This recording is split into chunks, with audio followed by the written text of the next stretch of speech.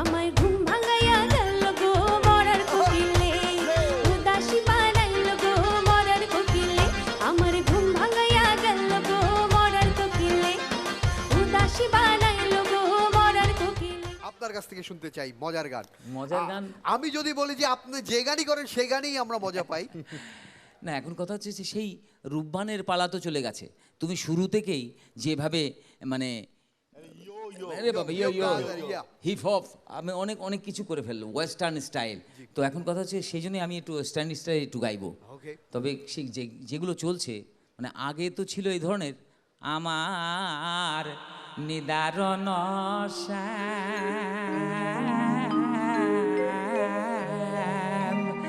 তোমায় নিয়ে বনে আসিলাম।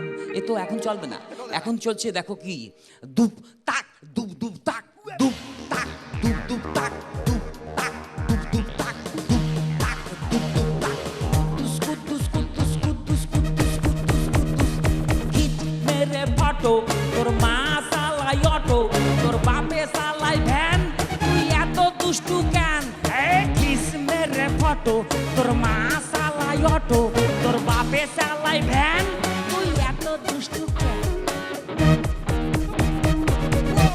Whoa, brother! I like your song, yes! কাজল ভাই যে কথা বলেছে খুবই সত্য কথা, যে আগে যে গানের সুরগুলো ছিল আমার সোনার ময়না পাখি, এটা বললে আসলে দর্শক কিন্তু ঝিমিয়ে যায়, ঘুমিয়ে পড়ে।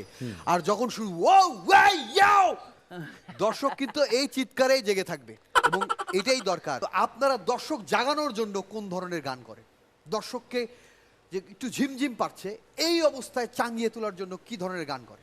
চুরি করেছো আমার মনটা, হায় রে হায় মিস লঙ্কা, অন্তরে আজ বাজে ডঙ্কা, হায় রে হায় মিস লঙ্কা।